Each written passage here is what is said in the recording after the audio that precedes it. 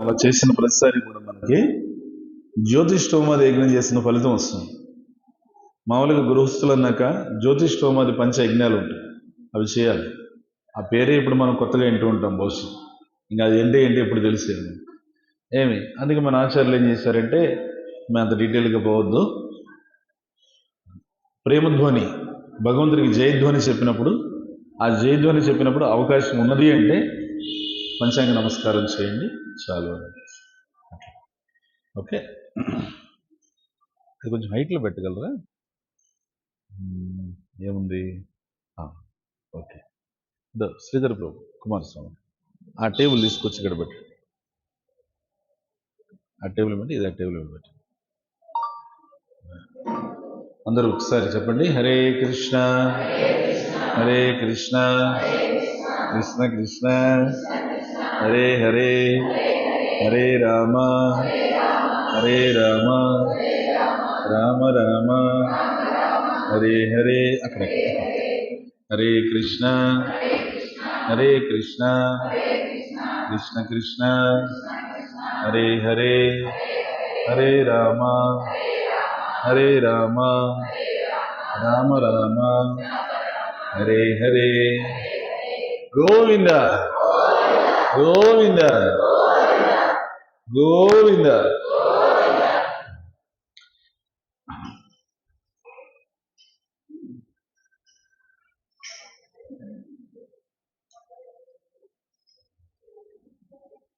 చేతులు జోడించి నమస్కరించుకొని నాతో పాటు చెప్పండి, ఓం నమో భగవతే వాసుదేవాయ.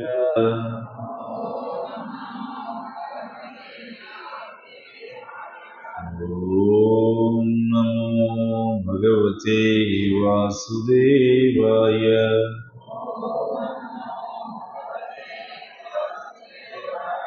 ఓం నమో భగవతే వాసుదేవాయ.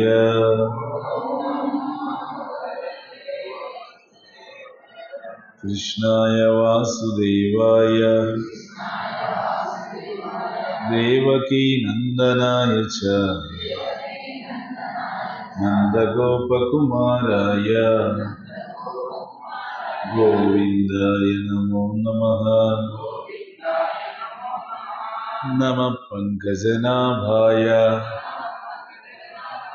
నమః పంకజమాలినే నమః పంకజనేత్రాయ నమస్తే పంకజాంగ్రయే. వసుదేవసుతం దేవం కంసశాణూరమర్దనం దేవకీ పరమానందం కృష్ణం వందే జగద్గురుం. హే కృష్ణ కరుణా సింధో దీనబంధో జగత్పతే గోపేశ గోపికా కాంత రాధాకాంత నమోస్తుతే. తప్తకాంచన గౌరాంగీ రాధే వృందావనేశ్వరీ వృషభానుసుతే దేవి ప్రణమామి హరిప్రియే. నమో మహావదన్యాయ కృష్ణ ప్రేమ ప్రదాయతే కృష్ణాయ కృష్ణ చైతన్య నామ్నే గౌరత్విషే నమః. వాంఛాకల్పతరుభ్యశ్చ కృపా సింధుభ్య ఏవ చ పతితానాం పావనేభ్యో వైష్ణవేభ్యో నమో నమః. నమో విష్ణుపాదాయ కృష్ణప్రేష్ఠాయ భూతలే శ్రీమతే భక్తివేదాంత స్వామినితి నామినే. నమస్తే సారస్వతే దేవే గౌరవాణి ప్రచారిణే నిర్విశేష శూన్యవాది పాశ్చాత్య దేశతారిణే. శరణాగతి భావంతో జయ శ్రీకృష్ణ చైతన్య ప్రభు నిత్యానంద శ్రీ అద్వైత గదాధర శ్రీవాసాది గౌరభక్త బృంద. హరే కృష్ణ కృష్ణ కృష్ణ హరే హరే, హరే రామ రామ రామ హరే హరే. హరే కృష్ణ.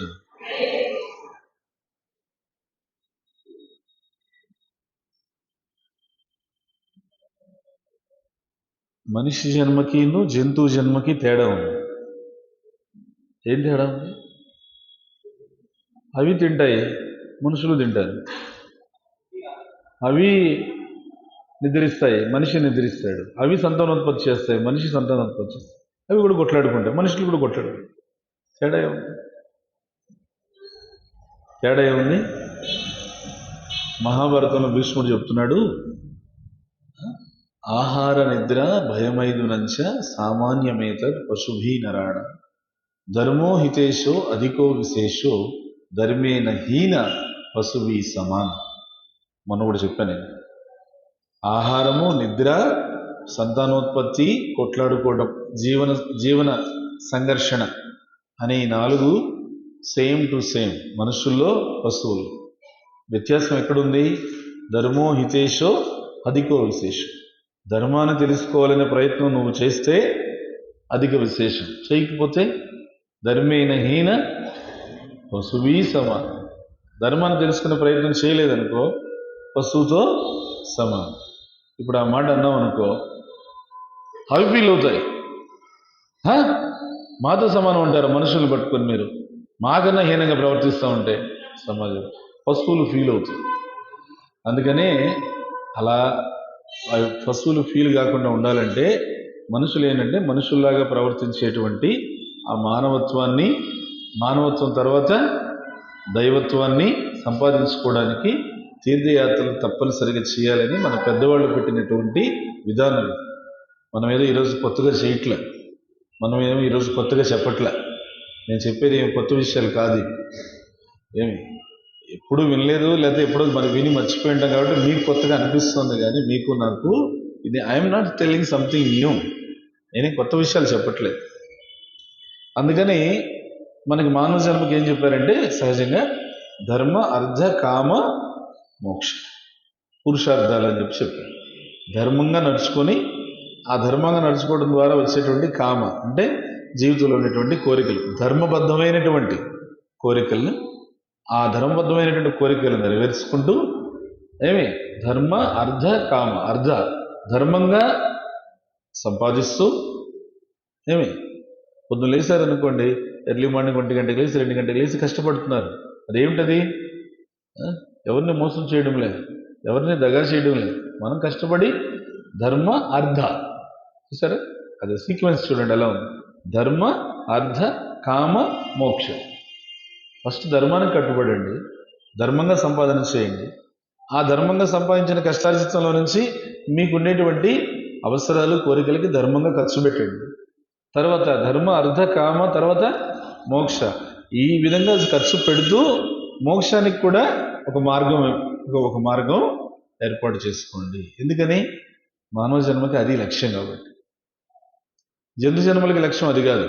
జంతు జన్మలకి లక్ష్యం తినడము, పెరగడము, ఉత్పత్తి చేయడం, కొట్లాడుకోవడం, చనిపోవడం. అది జంతు జన్మ లక్ష్యం, జీవిత లక్ష్యం. మానవ జీవిత లక్ష్యం ఏంటంటే ధర్మ, అర్థ, కామ, మోక్ష. అందుకని మనకి శాస్త్రంలో భారతదేశంలో మొత్తం 7 మోక్ష నగరాలు ఉన్నాయి. 7 మోక్ష నగరాలు, 7 ఉన్నాయి మోక్ష నగరాలు. ఏమిటవి? అయోధ్య చెప్తున్నారు మనకి. అయోధ్య, మధుర, మాయా. అయోధ్య, మధుర, మాయా, కాశీ, కంచి, అవంతిక, పురే ద్వారవతి చైవ సప్త మోక్ష దాయిక. ఇది 7 ఏమిటి? అయోధ్య, 7 ఉన్నాయి మోక్ష నగరాలు. అయోధ్య, తర్వాత మథుర, బృందావనం, అయోధ్య, మథుర, మాయా. మాయా అంటే మాయాపూర్ కాదు, మాయాపూర్ వీటన్నిటికన్నా హైయెస్ట్. ఇంకా అది భగవత్ ప్రేమ ఇచ్చేటువంటిది అది. అయోధ్య, మధుర, మాయ. మాయ అంటే ఏ ఊరది? మాయ అంటే అందరూ మాయాపురమే అంటారు. అందులో ఇంకంతకన్నా ఏమంటారు? హరిద్వార్. అది హరిద్వార్. మాయ అనంటే మాయాదేవి యొక్క పురం. మాయాదేవి అంటే ఎవరు? అమ్మ పార్వతీదేవి. పార్వతీదేవి యొక్క ఊరేది? మనం ఇప్పుడు చెప్పుకోలేదా? హరిద్వార్ వెళ్ళి అక్కడ దక్షుడి యజ్ఞము, పార్వతీదేవి అక్కడ అగ్నికి ఆహుతి అయినటువంటిది, అవన్నీ మనం చూసాం కదా. అది పార్వతీదేవి ఊరది హరిద్వార్. దాన్ని మాయాపురము అని కూడా అంటారు, అమ్మది కాబట్టి. సో అయోధ్య, మథుర, మాయ, హరిద్వార్, కాశీ, వారణాసి, కంచి, తిరుపతి దగ్గర కంచి. కంచి కామాక్షి అంటారు. కంచి అనగానే కామాక్షి, మధురంగానే కాశీ అనగానే. ఇంకొంచెం చెల్లెల దాకా వచ్చారు, కొద్దిగా అన్నయ్య దాకా వెళ్ళండి, వైష్ణవి దాకా వచ్చారు, విష్ణు దాకా వెళ్ళండి. విష్ణు దాకా వెళ్తే అప్పుడే ఉంటారు. కంచి అనగానే వరదరాజు గోవింద అంటారు. తర్వాత ఇంకేముంది? కంచి కదా, కంచి అయిపోయింది. కంచి వరదరాజు గోవింద. నెక్స్ట్ ఇంకేంది? కాశీ. కాశీ అనగానే వెంటనే కాశీ అన్నపూర్ణలో, అది కాశీ విశాలక్ష్మి అంటాం. చెల్లెల దాకా వచ్చారు. అన్నయ్య దాకా వెళ్తే కాశీ బిందు మాధవ గోవింద గోవింద. బిందు మాధవ్ కాశీలో మెయిన్ ఎవరు? బిందు మాధవ్. విశ్వనాథుడు. ఆ విశ్వనాథుడు బిందు మాధవుని యొక్క ఏం చెప్తారు? ఈ విశ్వనాథుడు కాశీ బిందు మాధవ్ యొక్క హృదయంలో ఉందంటది. బిందు మాధవ్ 3 ఒకే లైన్లో ఉంటాయి. గయా, కాశీ, ప్రయాగ. గయ విష్ణు పాదం, కాశీ విష్ణు హృదయం, ప్రయాగ విష్ణు యొక్క శిరస్సు. అదే గయలో నీలిమాధవ్, కాశీలో బిందు మాధవ్, ప్రయాగలో వేణిమాధవ్. నీలిమాధవ్ గయ, బిందు మాధవ్ కాశీ, వేణిమాధవ్ ప్రయాగ్. సో ఈ 3 కలిపి ఒకేసారి చూస్తే ఈ వరుస క్రమంలో విష్ణువుని పాదం నుంచి శిరస్సు వరకు దర్శనం చేసుకున్నట్టు. ఇది తెలియక చాలా మంది టక్కన వెళ్ళి గయలో వచ్చేయడం, టక్కన కాశీలో వచ్చేయడం, ఊరికి ప్రయాగలో వచ్చేయడం, ఇట్లా చేస్తుంటారు. కొంచెం శ్రమ పడితే గయ, కాశీ, ప్రయాగ 3 కనుక చూస్తే ఒకటే. సో అట్లా కాశీ అనంటే కాశీ విశాలాక్షితో పాటుగా కాశీ బిందు మాధవ గోవింద గోవింద. ఇంకా ఇంకేముందమ్మా? మధురై అనగానే మధుర మీనాక్షి అంటారు. అవునా? సరే, చెల్లెల దాకా వచ్చారు, అన్నయ్య దాకా వెళ్ళండి. మధురై మీనాక్షి దగ్గర ఇంకా మధురై ఏమనాలా? అక్కడ కళ్ళలగారు. కళ్ళలగారు అర్థమైందా? విష్ణు చాలా అద్భుతమైన మూర్తి ఆయన. ఇట్లా. ఎందుకంటే ఆమె పేరేంటి? వైష్ణవి. అమ్మ పేరు వైష్ణవి. ఎందుకని? వాళ్ళిద్దరూ ఒక రోజునే ఆవిర్భవించారు. మథుర కామసుడు జైల్లోనేమో కృష్ణుడు ఆవిర్భవించాడు. గోకులంలో యశోదమ్మ దగ్గరేమో అమ్మవారు. తర్వాత వసుదేవుడు ఏం చేశాడు? కృష్ణుని తీసుకొచ్చి గోకులంలో ఉంచి, గోకులంలో ఉన్నటువంటి అమ్మవారిని వైష్ణవిని తీసుకొచ్చి కంసుడు కారాగారంలో పెట్టాడు. కంసుడు ఏం చేశాడు? 8వ అష్టమ గర్భంలో వచ్చేవాడే నా మృత్యు అని కదా చెప్పింది అక్కడ అశరీరవాణి. సో అష్టమ గర్భంలో టక్కన ఎప్పుడైతే బిడ్డ ఏడు వినిపించిందో పరిగెత్తుకుంటూ వెళ్ళాడు. పరిగెత్తుకుంటూ వెళ్ళేసి ఏం చేస్తాడు?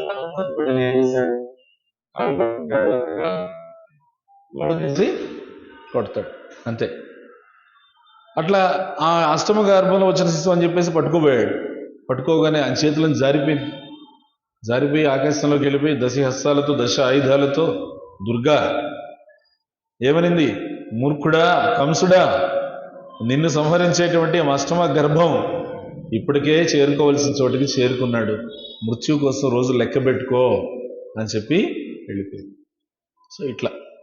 సో అందుకని అలా ఎక్కడైతే మన ఇప్పుడు కాశ్మీర్లో ఉంది వైష్ణవి దేవాలయం ఏమి. సో 1 అయోధ్య, 2 మధుర, 3 హరిద్వార్, 4ది కాశీ, 5 కంచి, 6 అవంతిక. అవంతిక అంటే ఉజ్జయిని. ఇది మోక్ష నగరం అన్నమాట. అవంతిక, దీని ఒకప్పుడు పేరు అవంతిక లేదా అవంతిపురం.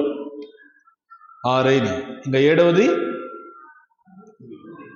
పురి. పురి అంటే జగన్నాథ్ పురి కాదు, పురి ద్వారవతి చైవ. తెలీదా? ఇప్పుడు దాకా అక్కడే ఉండొచ్చి మళ్ళీ తెలియదు అంటారు చూడు. ద్వారకా, హరివో రేవతి మాతాకి సపట్లో. ఇప్పుడు దాకా వీళ్ళు నిద్రలో ఉన్నారు. ఇప్పుడు పురి ద్వారవతి చేయబడితేనే తెలియదు అంటారు. ఇప్పుడు దాకా ఉండింది అక్కడే.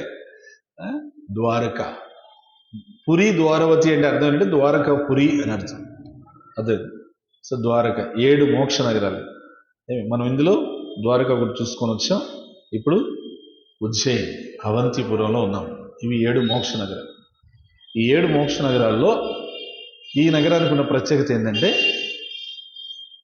స్వయంగా ఇక్కడ ఇది వచ్చి ద ఓల్డెస్ట్ సిటీ అన్నమాట. కాశీ, అవంతిపురం, తర్వాత మిథిలా నగరం, ఇటుపక్క నవద్వీపం, పశ్చిమ బెంగాల్ వైపు. ఇవన్నీ ఏంటంటే ఎవరైనా సరే ఎక్కువగా ఉన్నతమైన విద్యాభ్యాసం చేయాలంటే హయ్యర్ స్టడీస్. ఇప్పుడు మీరు ఏదో హయ్యర్ స్టడీస్ అని ఎంసీఏ అని ఏదో పంపిస్తున్నారుగా విమానాలు ఎక్కించి, అప్పుడు అంత అవసరం లేదు. ఇక్కడే అన్నీ దొరుకుతాయి. అవంతిపురం, మిథిలా నగరం, కాశీ, నవద్వీపం అంటే మనం వెళ్ళే కదా మాయాపూర్. ఈ 4 ప్లేసెస్లో ఎవరైనా హైయర్ స్టడీస్ చేయాలా, ఉన్నతమైన విద్య చదవాలా, ఇంకా గాఢంగా ఈ సృష్టి గురించి తెలుసుకోవాలా అంటే ఇక్కడికి వచ్చేవాడు. అలాంటి ఈ ప్లేస్లో ఇక్కడ ఒక బ్రాహ్మణుడు శివుడికి చాలా చక్కగా ఆరాధన చేస్తున్నాడు. చాలా చక్కగా ఆయన తన జీవితం అంతా కూడా చక్కగా శివుడి యొక్క ఆరాధనలోనే కొనసాగాడు. తగిన తర్వాత చివరిలో తనకి 4 కుమారులు. ఆ 4 కుమారులు కూడా ఆ శివారాధనలోనే నిమగ్నం చేసి చివరికి అతను తనకి శరీరం వదిలి వెళ్ళిపోయేటప్పుడు చెప్పాడు, నాయనా నేను వెళ్ళిపోయాను కదా అని చెప్పేసి మీరు శివుడి పూజ మానేయద్దండి. నేను వెళ్ళిపోయినా కూడా మీరు కంటిన్యూ చేయండి. తరతరాలుగా మనకి భగవంతుని యొక్క సేవ అనేది కొనసాగాలి. ఓకేనా? అదేవిధంగా నేను ఏదైతే శివ పూజ మొదలు పెట్టానో దయచేసి ఆపొద్దు, మీరు కొనసాగించండి. సరే అని చెప్పి మాటిచ్చారు. మాటిచ్చిన తర్వాత ఆయన శరీరం వదిలేసిన తర్వాత ఈ 4 కుమారులు శివుడిని బాగా చక్కగా ఆరాధిస్తున్నారు. ఇక్కడికి దగ్గరలో రత్నమాల అనేసి ఒక కొండ ఉంది. ఆ కొండ మీద దూషణ అనేటువంటి ఒక రాక్షసుడు ఉన్నాడు. అతనేం చేస్తున్నాడు, అందరి మీద, అన్ని ఊళ్ళ మీద తనకి ఆధిపత్యం కావాలని కోరుతున్నాడు. రాక్షస బుద్ధి అది కదా, controlship. I'm the enjoyer, I'm the controller. అదే రాక్షస బుద్ధి. అన్ని ఊళ్ళలో అన్ని ఇళ్ల మీద తన ఆధిపత్యం అడుగుతున్నాడు. సరే, అతనికి తెలిసింది ఇక్కడ ఈ అవంతిపురంలో కూడా అందరూ తన యొక్క ఆధిపత్యాన్ని ఒప్పుకుంటున్నారు, ఒక ఇల్లు తప్ప. ఏ ఇల్లు? ఈ శివ పూజ చేసేటువంటి ఈ 4 బ్రాహ్మణులు ఎవరైతే ఉన్నారో వాళ్ళు మాత్రం మేము ఎవరికి లొంగాల్సిన అవసరం లేదు, మేము శివుడికి ఆరాధన చేసుకుంటాం. ఆ రాక్షసులు వచ్చేసారు. ఆ రాక్షసుడు ఏం చేశారు, కొద్దిమంది రాక్షసులను పంపించి మీరు బయటికి రండి, ఫస్ట్ మాట్లాడండి మాతో, మిమ్మల్ని మా రాజు దూషణ పిలుస్తున్నాడు, వచ్చి మీరు మాట్లాడండి, మీరు ఎందుకు మా ఆధిపత్యాన్ని ఒప్పుకోవడం లేదు అని చెప్పి వాళ్ళు పిలుస్తుంటే వీళ్ళు అదే సమయంలో శివ ఆరాధనలో ఉన్నారు. కానీ ఈయన బలవంతంగా పిలుస్తున్నారు, రండి రండి రండి, బయట రండి, మీరు గద్దిస్తున్నారు, బెదిరిస్తున్నారు. వీళ్ళు రాలే. చుట్టుపక్కల వాళ్ళు చెప్పారనమాట, వాళ్ళు రాకపోతే చంపేస్తారు. ఎవరండి? ఎవరు చెప్తారండి? ఆ శివుడు కాలం రూపంలో ఆ శివుడు ప్రళయకర్త, అవునా? సృష్టి స్థితి ప్రళయ సృష్టికర్త, స్థితికర్త విష్ణు, ప్రళయకర్త. నేను చనిపోవాలనంటే ఆ కాలం ఆయన ఒప్పుకోవాలి. కాబట్టి నేను ఎవరికి భయపడేది లేదు, పోండి అని చెప్పాను. కాలం రూపంలో ఆయన వస్తే కదా నాకు మృత్యు వచ్చేది, వీళ్ళ వల్ల నాకేం మృత్యు వస్తుంది అని చెప్పండి. వెంటనే రాక్షసులు వచ్చేసి ఏం చేశారు, మొత్తం ఇల్లంతా కూడా కూల్చేసి వీళ్ళ యొక్క పూజని భంగం చేయాలనుకున్నారు. అనుకునే లోపల ఒక్కసారిగా భూమి భళ్ళుమని బద్దలై ఆ భూమిలోంచి శివుడు ఉద్భవించి అక్కడ వచ్చిన రాక్షసులందరినీ సంహరించేశాడు. మొత్తం అందరినీ సంహరించి అక్కడితో ఆగలేదు ఆయన. అక్కడ వేగంగా ఆ రత్నమాల కొండకి వెళ్ళి అక్కడ ఉన్నటువంటి దూషణ అతని యొక్క రాక్షసులందరినీ సమూలంగా సంహరించేశాడు. ఆ దూషణకి బ్రహ్మదేవుడు వరం ఉందని చెప్పి అతను గర్వంతో ఉన్నాడు. శివుడు వీళ్ళు ఏం చేశాడు, ఆ వరాల్ని గౌరవిస్తూనే దూషణ సంహరించేసి వచ్చేసి అక్కడికి అయిపోయింది. అయితే వచ్చి వీళ్ళందరినీ నలుగురిని దీవించాడు. మీరు మంచి సేవ చేశారు నాకు అని చెప్పి దీవించాడు. వాళ్ళు ఏమన్నారంటే, స్వామి మాకు ఒక వరం అడగాలని ఉంది, అడగమంటారా? శివుడు అన్నాడు, వరం అంటే జాగ్రత్తగా అడగండి, జాగ్రత్తగా అడగండి. ఎందుకంటే నేను వేరే ఎక్కడైనా సరే మీరు ఏమడిగినంటే అది ఇచ్చేస్తాను నేను. అక్కడ వేరే, ఆ వాతావరణం వేరే. ఎందుకని? శివుడిని ఏమంటారు? అసితోష. అసితోష అంటే అడగగానే వెంటనే ఇచ్చేస్తాడు. దేనికి? ఇంట్లో అమ్మాయి ఏదో ఒక పనిలో ఉంది, చాలా బిజీగా నిమగ్నమైంది. ఏమి ఈ కిరణే పోయేసేసి అడుగుతుంది అనమాట, అమ్మ నాకు అది ఇది అది అని. ఏం చేస్తుంది? తీసుకోపో, తన పని వేరే ఉంది కాబట్టి తీసుకోపో, నీకేం కావాలి తీసుకోపో ఇక్కడి నుంచి, మనం ఊరిని గోల్ చేయమని తీసుకోపో అంటారా? ఎందుకు? వేరే పనిలో బిజీగా ఉండబట్టి. అట్లా మరి శివయ్య ఎప్పుడు ఏం చేస్తుంటాడు? సదాశివుడు నిన్ను సదా భజించెడి, సదానంద నీ నామమేమి రుచిరా. ఎంతో రుచి ఎంతో రుచి ఎంతో రుచిరా. హరయ భద్రాచల శ్రీరామదాసుని ఏలిన నీ నామమేమి రుచిరా. శ్రీరామ నీ నామమెంతో రుచిరా. ఎంతో రుచి ఎంతో రుచి ఎంతో రుచిరా. ఓ రామ నీ నామమెంతో రుచిరా. ఎంతో రుచి ఎంతో ఎంతో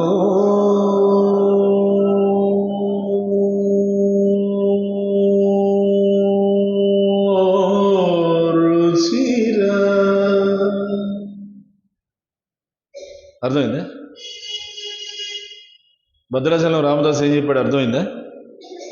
సదాశివుడు నిన్ను సదా భజించడి, సదానంద నీ నామము ఏమి రుచి.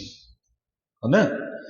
ఆ నామంలో ఎప్పుడు ఆయన నిమగ్నమై ఉండడం వల్ల భక్తులు ఏమడిగితే అది తీసుకొని వెళ్ళిపోండి. ఏం కావాలి? డబ్బులు కావాలి, ధనం దేహి, శాంక్షన్. పదవి దేహి, శాంక్షన్. భూమి దేహి, శాంక్షన్. ఏమడిగితే అది sanction sanction sanction. Get lost ఇక్కడ మాత్రం శివుడు నన్ను కొంచెం చూసుకుని అడగండి, ఏది పడితే అది అడగద్దండి ఇక్కడ. ఎందుకు? ఈ ఊరికి ఒక పేరుంది, ఏమని? మోక్ష నగరం అనే పేరుంది. 7 మోక్ష నగరాల్లో ఇది ఒకటి. అర్థమైందా? కాబట్టి మీరు ఇక్కడ అడగాల్సిందే అడగండి, ఏది పడితే అది అడగద్దండి. ఎందుకని? నేను కాలుడు రూపంలో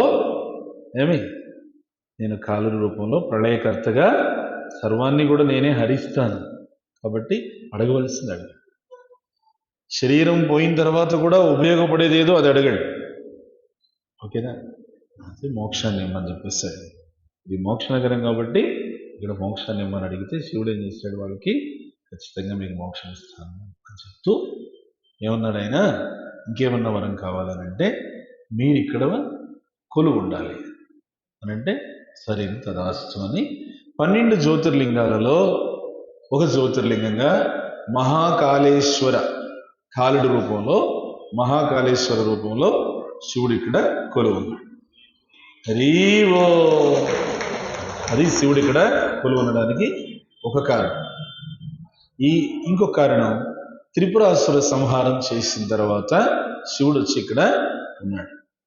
త్రిపురాసురుడు అనే రాక్షసుడు ఆయన మొత్తం అందరిని ఆక్రమించేసి అన్ని ముల్లోకాలను ఆక్రమించేసేస్తుంటే ఆ త్రిపురాసురుడు అనే రాక్షసుడిని శివుడు ఇక్కడ సంహరించాడు. అది అయిపోయింది. అందుకని ఇక్కడ మహాకాళేశ్వరుడు ఉన్నాడు. 12 జ్యోతిర్లింగాల్లో మనం ఎన్ని చూసాం ఇప్పటి వరకు మన యాత్రలో? 2. ఏమేంటి? ఒకటి సోమనాథ, 2 నాగేశ్వర మహాదేవ్. ఏమి నాగేశ్వర మహాదేవ్ దగ్గర సంకీర్తన బాగా గుర్తుందా? ఇది 3వ జ్యోతిర్లింగం మహాకాళేశ్వరం. అయితే 12 జ్యోతిర్లింగాలకి ఈ ఒక్క జ్యోతిర్లింగానికి ఒక ప్రత్యేకత ఉంది. ఈ ఒక్క జ్యోతిర్లింగమే దక్షిణముఖంగా ఉంది. ఇంకా మిగతా జ్యోతిర్లింగాలన్నీ మామూలు తూర్పుముఖంగానే ఉన్నాయి. ఈ ఒక్క జ్యోతిర్లింగం దక్షిణముఖంగా ఉంది. అందుకని ఏమన్నారు ఇక్కడ ఇన్ని దక్షిణామూర్తి అని చెప్పారు. దక్షిణామూర్తిగా దక్షిణముఖంగా ఉండడానికి కారణం ఏంటంటే జ్ఞానం బోధించడానికి ఇక్కడ సిద్ధంగా ఉంటాడంట. మీరేమడగాలి? మా పిల్లలకి మంచి జ్ఞానం రావాలి. పట్టుకుట్టు కోసం వచ్చే జ్ఞానం ఒకటే సరిపోదు జీవితం. ఇది ఉదర పోషణ, ఇది ఆత్మ పోషణ, రెండింటికి సంబంధించిన జ్ఞానం కావాలి. ఒక పట్టుకుట్టు కోసం వచ్చే జ్ఞానం ఒకటే ఉంటే జీవితం సక్సెస్ అవ్వదు, జరుగుతుంది బండి, విజయవంతం కాదు. ఉదర పోషణ, ఆత్మ పోషణ రెండింటికి సంబంధించిన జ్ఞానం ఉంటే సక్సెస్ అవుతుంది. సో అందుకని ఇక్కడ శివయ్యకి మీరు చక్కగా ప్రార్థన చేయాలి, చక్కటి జ్ఞానాన్ని ప్రసాదించాలని చెప్పి అడగాలి. ఓకేనా? ఇది మహాకాళేశ్వరు గురించి, దక్షిణముఖి మహాకాళేశ్వరు. ఇక్కడ ఈ అవంతిపురం అనేటువంటి ఈ ఊరికి ఇంకా చాలా పేర్లు ఉన్నాయి. ఈ ఊరికి పద్మావతి అని కూడా పేరు. పద్మావతి. ఇదే ఊరికి భాగవతి అని కూడా పేరు.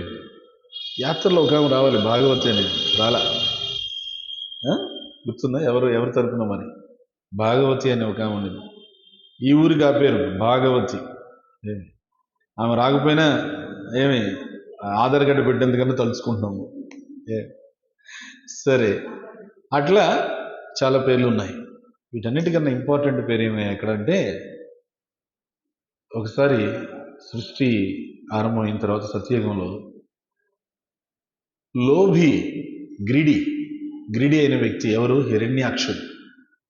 మనకి సామెత ఒకటి ఉంది, లోభికి ఎంత ఇచ్చినా సంతృప్తి ఉండదంట, నువ్వెంతైనా. సరే, ఇంక ఎందుకు మరి ఏడుస్తున్నాడు అని చెప్పేసి భూమండలం మొత్తం తీసిచ్చేయి, భూమండలం అంతా నీదేనయ్యా, తీసుకోయా, ఎప్పుడన్నా ఏడుపు తగ్గించాయా, ఏడుపు మానే ఎప్పుడైనా అని అంటే, భూమండలం అంతానా? చంద్రమండలం సంగతి ఏంటి? ఒరే, భూమండలం అంతా రాసిచ్చావు. లోపుకి ఎంత వచ్చినా సంతృప్తి ఉండదు. అందుకనే కృష్ణుడు భగవద్గీతలో చాలా వార్నింగ్ ఇస్తుంది, హెచ్చరిక. ప్లీజ్ స్టాచ్యుటరీ వార్నింగ్, చట్టబద్ధమైన హెచ్చరిక అని వస్తాయి చూడు. ఏమిటంటే ఆ చట్టబద్ధమైన హెచ్చరిక,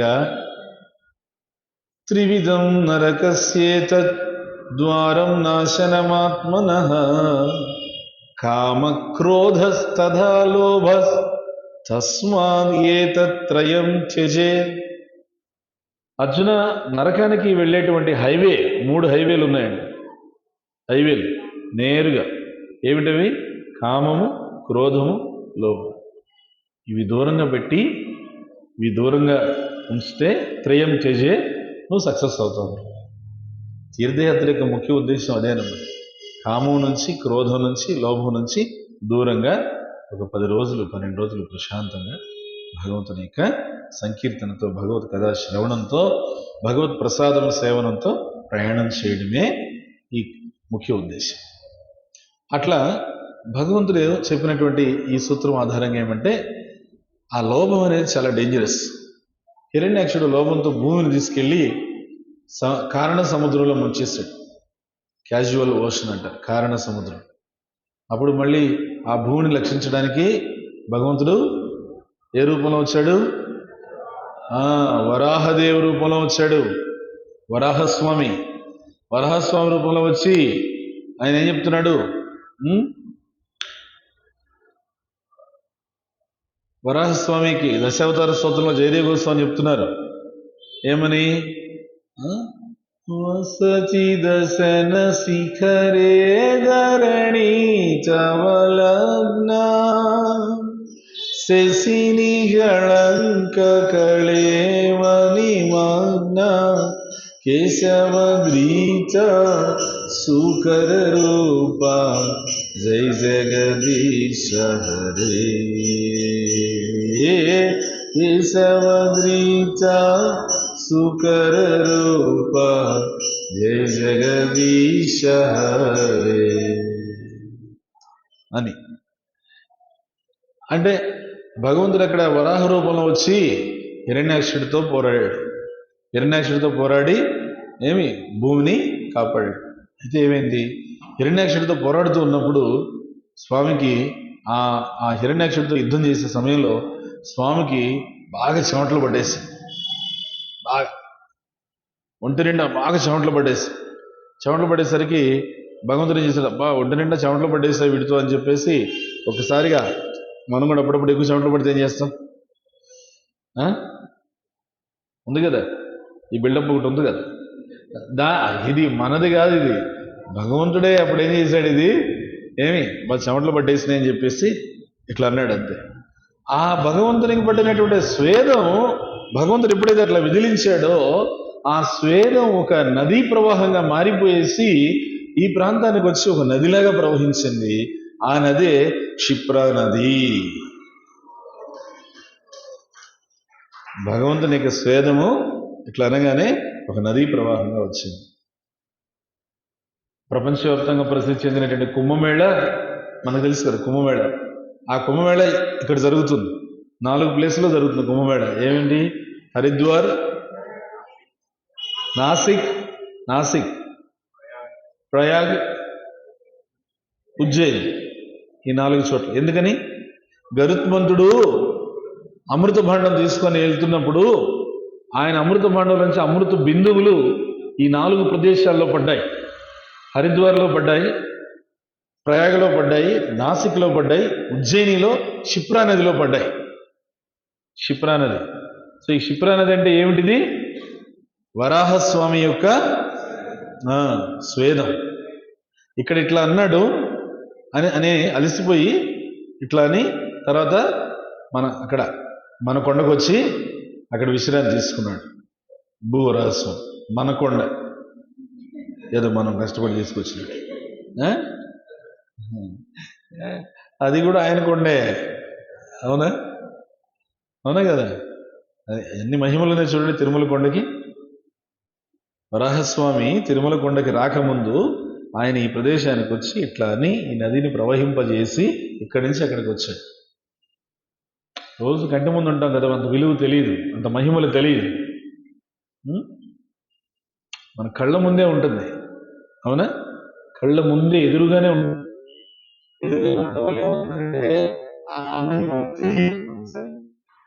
ఎదురుగానే ఉండేది కొండ. కట్టెదుర వైకుంఠము కాడా చైన కొండ చెట్టెలాయే మహిమలి తిరుమల కొండ, తిరుమల కొండ, తిరుమల కొండ, తిరుమల కొండ. ప్రపంచమంతా వస్తుంది అక్కడికి. కొండోళ్ళు అని చెప్పుకునేటువంటి వాళ్ళం మా కొండే, బో అది మా కొండే అని చెప్పుకునేవాళ్ళం. ఆ కొండ మహిమలు మనకి తెలియదు. వరాహస్వామి ఇక్కడ తన స్వేదంతో నదిని ఉద్భవింపజేసి అక్కడికి వెళ్ళాడు. సో అందుకని ఇక్కడ క్షిప్రా నది అని చెప్పి అంటారు. ఈ క్షిప్రా నదే మనకి కుంభమేళ జరిగేది. కుంభమేళ జరిగేటువంటి క్షిప్రా నది. అది ఇక్కడ ఒక విశేషం.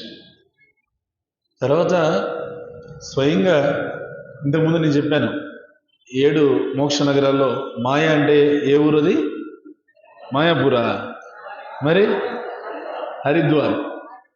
హరిద్వార్ అంటే అది పార్వతీదేవిది కదా. మనం అక్కడ చూసాం, ఆ గుడి కూడా చూసాం. అక్కడ శివుడు పార్వతీదేవిని ఎట్లా ఎత్తుకున్నటువంటి విగ్రహం చూసాం కదా మనం. ఎందుకంటే ఆమె సతీదేవి శివుడిని నిందించారని చెప్పేసి దక్షుడు ఆ అవమానం వినలేక ఆమె అగ్నికి ఆహుతి అయింది. అగ్నికి ఆహుతి అయినటువంటి ఆ సతీదేవి శరీరాన్ని పట్టుకొని శివుడు విలపిస్తున్నాడు. శివుడు విలపిస్తున్నాడు, వదిలిపెట్టడంలే, శరీరాన్ని పట్టుకొని వదిలిపెట్టడంలే. పొరపాటు పడకండి, అపార్థం చేసుకోకండి.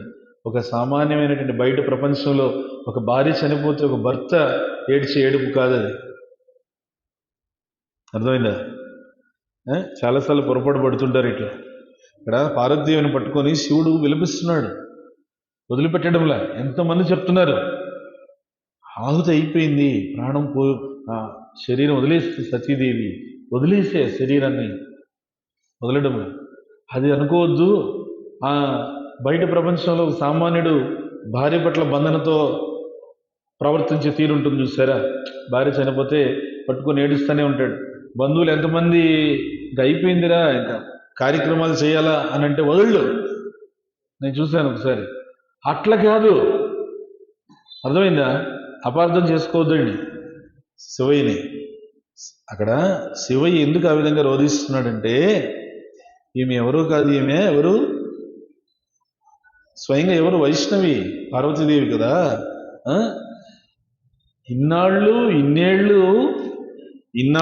ఇన్నేళ్ళు ఆ భగవంతుని యొక్క నామస్మరణలో నాకు సహాయపడింది కదా. అంతే కదండి. ఇంట్లో వాళ్ళు ప్రశాంతంగా ఉండాలి అని అంటే, ప్రశాంతంగా వాళ్ళ పనులు వాళ్ళు చేసుకోవాలంటే జీవిత భాగస్వామ్యంగా అవుతుందా? Not possible. ప్రశాంతంగా ఆయన సేవ, ఆయన పూజ చేసుకోవాలంటే భాగస్వామి సహాయం ఉండాలా లేదు? ఉందా? ఆ కృతజ్ఞత కలిగి ఉండాలి కదా. అది అక్కడ చూపిస్తుంది ఆయన శివుడు, ఆ కృతజ్ఞత. అంతేగాని ఒక సామాన్య వ్యక్తి ఏడు చేయడు కాదు అది. భరతుడు వెళ్ళి శ్రీరామచంద్రుడి దగ్గరికి వెళ్ళి చెప్తాడు, దశరథ మహారాజు పరంపదించాడు అనగానే రాముడు అట్లే మోకాళ్ళ మీద కూర్చొని కూలిపోయి బోరుమని విలిపిస్తాడు శ్రీరాముడు, భగవంతుడు. అదేమనుకుంటారు అర్థం కాని వాళ్ళు, మీరు రాముడి దేవుడు అంటున్నారు. కొద్దిమంది ఉంటారులే మార్చాలనుకునేవాళ్ళు. మీరు రాముడు దేవుడు అంటున్నారే, మీ దేవుడు ఎట్లా ఏడుస్తాడా? ఎక్కడన్నా దేవుడు ఎక్కడన్నా ఎట్లా ఏడుస్తాడా? ఎట్లా? అక్కడ ఏం చెప్తుంది శాస్త్రంలో, ఆచార్యులు ఏం చెప్తున్నారు? దశరథ మహారాజు లాంటి గొప్ప భక్తుడు నాకు దూరం అయ్యాడని భగవంతుడు బాధపడుతున్నాడండి. ఒక తండ్రి వెళితే కొడుకు పడే బాధ కాదు అది. అది కాదు. ఒక తండ్రి వెళ్ళిపోతే కొడుకు బాధ ఉంటుంది. స్వానుభవం నాకు కూడా తెలుసు. అది కొద్దిమందికి కూడా ఎక్స్పీరియన్స్ ఉంటుంది, తండ్రి వెళ్ళిపోతే కొడుకు. అది కాదు ఇది. ఒక భక్తుడు వెళ్ళిపోతే, అరే ఒక భక్తుడు దూరం అయ్యాడని భగవంతుడు పడుతున్నది ఆవేదన. సో అందుకని శివుడి యొక్క బాధను మనము అపార్థం చేసుకోవాలి. కానీ అప్పుడు విష్ణువు వచ్చి ఏం చేశాడు, ఇంకా శివుడు ఆ శరీరం వదలట్లేదు, సతీదేవి శరీరం అని చెప్పి విష్ణు చక్రం తీసి ఒక్కసారిగా అట్లా వదిలాడు. వదిలేసరికి ఆ విష్ణు చక్రం ఏమైంది, ఒక్కసారిగా వచ్చి విష్ణు చక్రం సతీదేవి శరీరాన్ని ముక్కలు ఖండించేసింది. అట్లే ధ్వంసం గల అట్లా ఖండిలు చేసింది. అంటే ఇక శివుడి చేతిలో ఏం లేదు, పట్టుకొని ఉన్నాడు కదా, వదిలిపెట్టట్లా. ఎవరు చెప్పినా వదిలిపెట్టట్లా. సుదర్శన చక్రం వచ్చి ఒక్కసారిగా ఛేదించేసరికి శివుడి చేతిలో ఏం లేదు, ఏం లేదు. ఇప్పుడు విష్ణు వచ్చాడు, నువ్వు నామస్మరణ చేసుకో, వెళ్ళి హిమాలయ పర్వతాలకు వెళ్ళి నామస్మరణ చేసుకో. సతీదేవి యొక్క దివ్య శరీరాన్ని నేను నా సుదర్శన చక్రంతో ఖండించి వేశాను. ఈ ఖండించిన దేనికోసం అంటే, ఈ బద్ధజీవుల కోసం, ఈ బిడ్డల కోసం.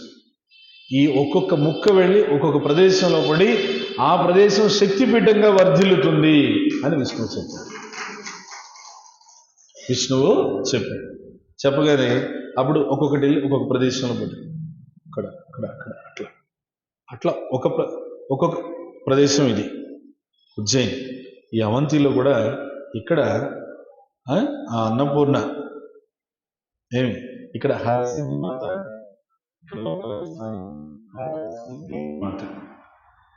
ఆ అమ్మవారి యొక్క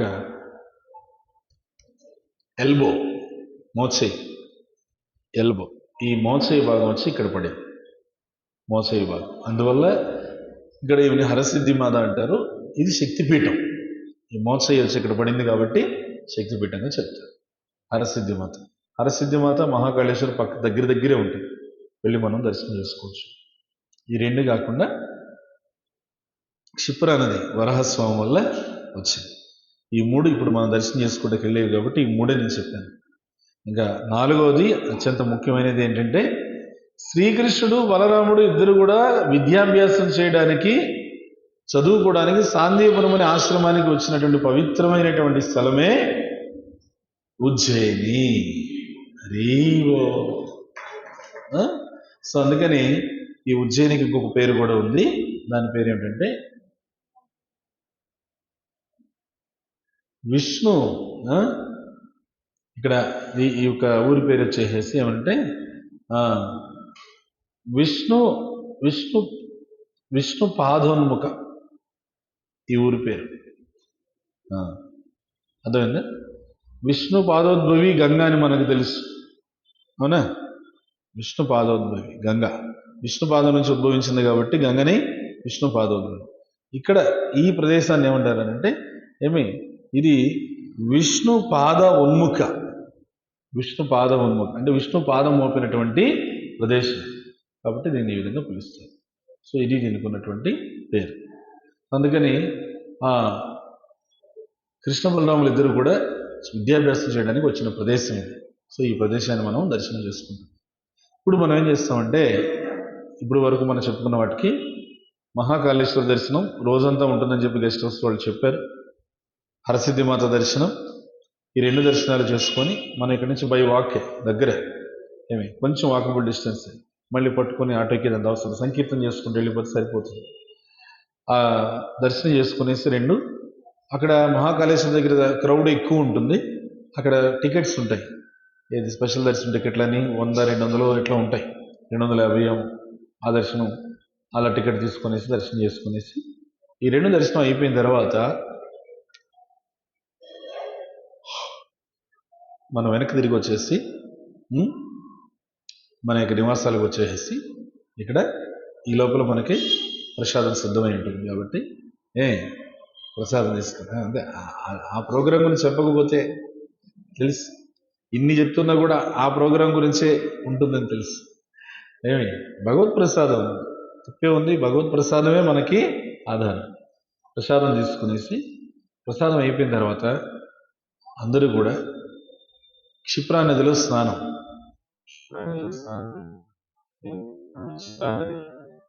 ఏం కాదు, ఇది చిన్న నది. ఇప్పుడు ఇక్కడి నుంచి ఇంత ఒక 2 ఇంతలు ఉంటుంది అంతే, చిన్న నది. ఆ నదిలో వెళ్ళి అక్కడ నీళ్లు తక్కువ ఉన్నాయట, దిగి కొంచెం స్నానం చేసుకునేసి అక్కడి నుంచి బయలుదేరేసేసి మనము క్షిప్రా నదిలో స్నానం అయిపోయిన తర్వాత ఇక్కడి నుంచి వెహికల్స్ మాట్లాడతాం. ఎందుకంటే మిగతావన్నీ దూరంగా ఉన్నాయి కాబట్టి వెహికల్స్ మాట్లాడి ఇక్కడ ఈ మధ్యప్రదేశ్లోనే అత్యంత పెద్దదైనటువంటి ఇస్కాన్ మందిరం ఉంది. పరమ పూజ్య భక్చారి మహారాజు ఏర్పాటు చేస్తున్న మందిరం ఇస్కాన్ టెంపుల్. ఆ ఇస్కాన్ టెంపుల్కి వెళ్తాం, సాందీపురం అనే ఆశ్రమానికి వెళ్తాం. ఆశ్రమం దగ్గర ఆశ్రమం చాలా పెద్దదిలేండి. లోపలికి వెళ్ళే ఎంత మొత్తం లోపల మందిరాలు కూడా ఉన్నాయి, 1-2 మందిరాలు ఉన్నాయి. అక్కడ కూడా వెంకటేశ్వర స్వామి విగ్రహం ఉంది. అవన్నీ కూడా దర్శనం చేసుకునేసి మనము నైట్కల్లా వచ్చేసి డిన్నర్ తీసుకొని విశ్రాంతి తీసుకుంటాం. సో మనకి ఇంకో క్లాస్ మనకి ఎక్కడ ఉంటుంది అంటే మనమందరం కూడా సాందీపురం ఆశ్రమానికి వెళ్తాం. మరి అక్కడ ముని ఆశ్రమం ఉన్నప్పుడు అక్కడ ఒక క్లాస్ అన్నా లేకపోతే ఎట్లా? కాబట్టి అక్కడ కృష్ణ బలరాములు చేసిన అద్భుతమైన లీలలు ఉన్నాయి ఈ ప్రదేశం. ఆ లీలలు మనం అక్కడ చెప్పుకుంటాం. ఓకేనా? ఇప్పుడు వరకు చెప్పుకున్న వాటిని చూసుకొని వచ్చేస్తాం. సో ఫస్ట్ మనం ఇక్కడ వెళ్ళి హరసిద్ధి మాత, తర్వాత మహాకాళేశ్వరం, ఫస్ట్ అమ్మవారిని చూసుకుందాము, తర్వాత స్వామివారిని చూసుకుందాం. ఇది అమ్మవారి దగ్గర అనమాట. టక్కనెళ్ళి వచ్చేయచ్చు. మళ్ళీ స్వామి దగ్గరికి ఏమి ఈ రెండు కాకుండా ఇంకేమి ఇంకోటి ఏదో అడిగారు, ఇది తెల్లవారుజామున ఏదమ్మా, అవన్నీ కూడా మనం లోకల్ టెంపుల్స్లో మాట్లాడేస్తే ఒక వెహికల్ వస్తుంది, లోకల్ టెంపుల్స్లో మాట్లాడేసి చూసుకుని వచ్చాను. ఇబ్బంది ఏమి, ఈవినింగ్ టైం ఇప్పుడే ఉండవు, అన్ని ఈవినింగ్ తెరుస్తారు కాబట్టి ఈవినింగ్ లోకల్ టెంపుల్స్. పొద్దున మనం వచ్చాం కదా టాటా ఏసి అలాంటి బండ్లే మాట్లాడుతాం, దాంట్లో ఒక్కసారి వచ్చేసి సరిపోతుంది. ఓకేనా. ఇప్పుడు మెయిన్ ఇవి జ్యోతిర్లింగం, శక్తిపీఠం, ఈ రెండు చూసుకొని వచ్చేసి ఆ క్షిప్రా నది, అది కుంభమేళ జరిగే ప్లేస్, అమృత బిందువులు పడిన ప్లేస్, అక్కడ స్నానం. ఈ రెండు చూసుకొని వచ్చి కాస్త లంచ్ తీసుకొని మళ్ళీ మనము స్నానానికి వెళ్ళాం. సో ఆ నది వచ్చేసి దగ్గరే, పక్కనే అనమాట, ఇక్కడే ఉంటుంది నది. సో మీరు ఎలా ప్రిఫర్ చేస్తారో ఒకసారి మీరు చూడండి.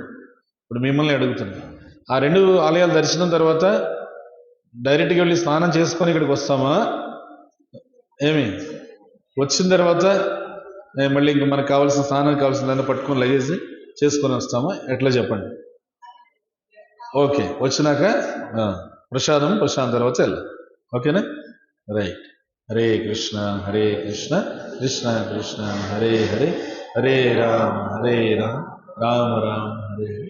ఈరోజు మధ్యాహ్నం ప్రసాదం మన అనితా మాతాజీ వారి కుటుంబ సభ్యులు మనకి ఈ రోజున ఉజ్జయిని క్షేత్రంలో చక్కగా భక్తులందరికీ కూడా హరివో.